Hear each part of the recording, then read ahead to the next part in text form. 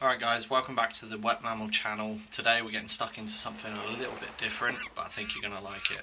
Hopefully by the end of this video I can incentivise and encourage a few of you on your spearfishing adventures to collect some lead and either repurpose it or make it into dive weights, but definitely take it out of the ocean. So as we can see here, prime example of a fish caught up in some fishing line. This guy was completely stuck, so the line would have had to have been cut, and then it means this fish would just stay on the end of the line until it fatigued, died, or was taken by a predator because it's an easy meal.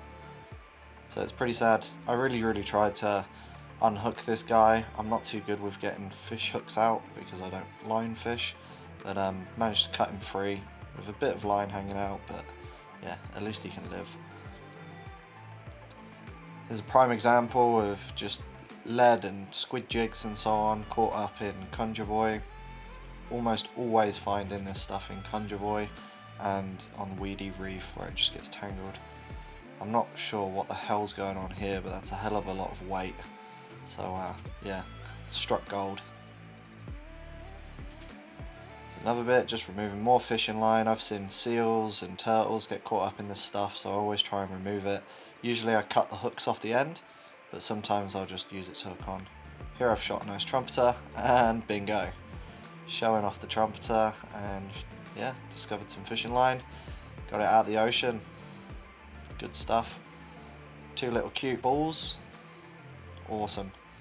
Again, reeled in like 20 meters of fishing line for that. So I'm sure many of us on our spearfishing adventures have come across these things. These are sinkers. They're used by line fishermen to basically drop their bait or whatever down below and try and catch a feed. Quite often these will get snagged and then they get stuck. Fisherman has to cut them loose, and most of the time they're too lazy to go in and get it, so we get to stumble across them on reefs and so on, cut them free, take them home, and then we can turn them into dive weights. Right, let's go through some basic safety. When you're creating the molten lead, this is a dangerous process, and we're going to take steps to mitigate and eliminate that risk. Definitely do this in an outdoors environment like I'm currently in. Don't do it in your house. This process will create dangerous vapors that can seriously harm your mind, body and soul, so just beware of that, and do not let any moisture whatsoever get into this process. Save the moisture and the wetness for later on, but for this you want incredibly dry circumstances. Be in a dry environment, be free from rain and all the rest of it. If you do get water into the molten lead, you're going to end up looking like the Silver Surfer, but have horrific scars, be in a lot of pain, you won't get superpowers, and it will affect you for the rest of your life. So yeah, don't do that. So the first bit of safety equipment that we're going to use today is your mask. So I'm going to pop this thing on, and no, wrong mask. We're going to wear something a bit more appropriate, like this puppy. This is a mean mask. So chuck this puppy on. You think darkness is your ally. You want something that's got really good ventilation cover. I don't know if you can hear me or if I do sound like a droid. So yeah, you want something with really good filtration pads on them, specifically designed for chemical vapor. And yeah, your standard cotton COVID mask isn't quite going to cut the mustard for this one. So go good, look after your lungs. Like, I mean, if you're spearfishing, definitely do whatever you can, spend as much money as you can looking after your lungs, so well worth it. Next up, I'm going to highly recommend wearing gloves for this process. You need your fingers and your hands to have a lot of fun, so look after them. Yeah, wear gloves. If you get anything spit up at you or just like a slight spill, you don't want it on your hands. Yeah, look after your hands basically, people. They're good. They're good things, they're good tools. Typically you'd want to wear a long sleeve jacket. I put one on for all of 10 seconds, and the amount that I was sweating, it was just, yeah, not safe. So I'm not wearing a jacket today. It's a beautiful hot day. I'm just going to take extra care, and that's that. Wear safety boots, so wear like thick boots. Don't wear thongs or open shoes, just because if any of it spits out or you dribble some because you're a messy pup, you don't want it to get into your foot and wreck your day. We're going to use a very specific kind of pot for this. Don't nick your mum's pot. The residue and everything, once you finish melting the lead on this, will be toxic. So yeah, you don't want to spoil a good roast with this and kill your family. Right, next up we're going to look at our lead mould casing. So this is just aluminium, and yeah, got it on eBay for like 40 bucks. I'll chuck a link in the description. Something like this is where you're going to fill your lead into, knock it out, and then you've got your dive weight. We've got 2 foil trays. They're just going to act as a place for me to put my slag from the lead. There's definitely going to be some.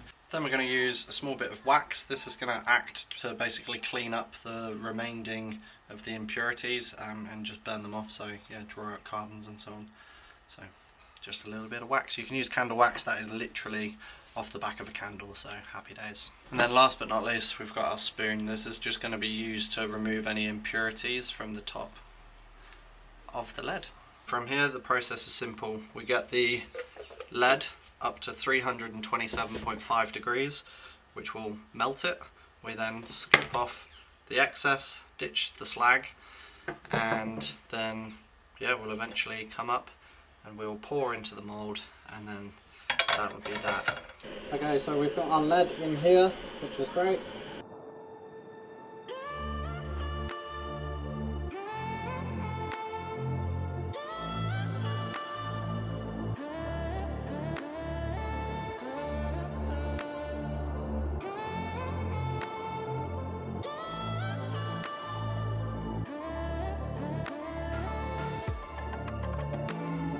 Okay, then we're going to make some flames.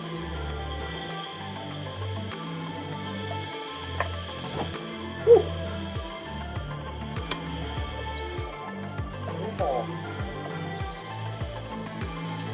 Now just burn off any other impurities.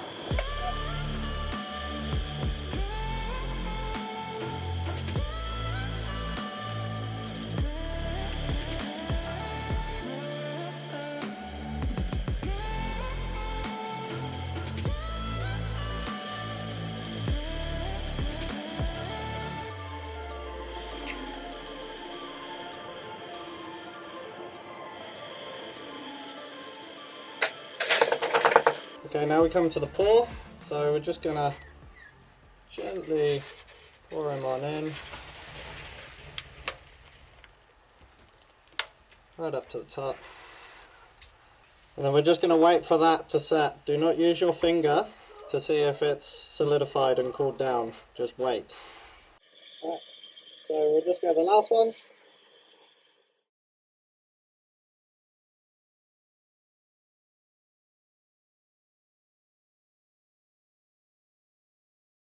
Alrighty, so we've got one complete. Here's our second one. New beaut.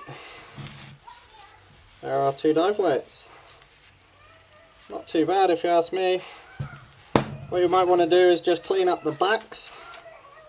We got this much lead and that much slag. There's a bit of lead in there as well, but I mean, I'm not fussed. Yeah, we've just gained 2 nice dive weights, so check that out. How cool is that?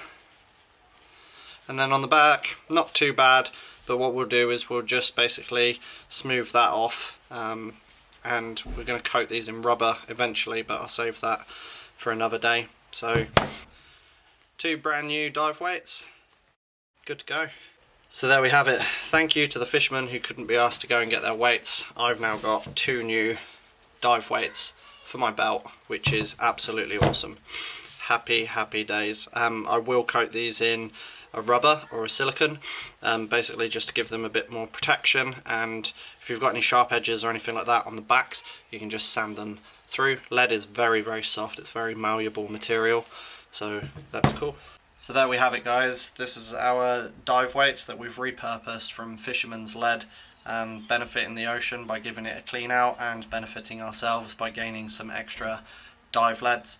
You can wrap them with like a silicone or a rubber material, which I'll probably end up doing, especially if I want to go on my friend's boat. So yeah, that's pretty much how we go. I hope you've enjoyed. I hope you found this informational. When you do it at home, please stay safe, wear the correct PPE, and yeah, look after yourself. You can see that I'm still wearing gloves. These things are still quite hot, so just give them like an hour or whatever to really cool down, and that'll be groovy. Chuck them on your belt and go get some crays, some fish, whatever. I really hope you've enjoyed the tutorial. And guys, if you've got any other things that you find in the ocean and you manage to repurpose to help you on your spearfishing or whatever, let us know in the comment section. That would be awesome. If you have enjoyed this video or you found it of use, hit the subscribe button, the like button, share it, do whatever you need to do, but do the YouTubey things. Yeah, channel's growing, and that's thanks to you guys. That's absolutely awesome. So yeah, thanks very much. Until next time guys, stay wet, stay fed people.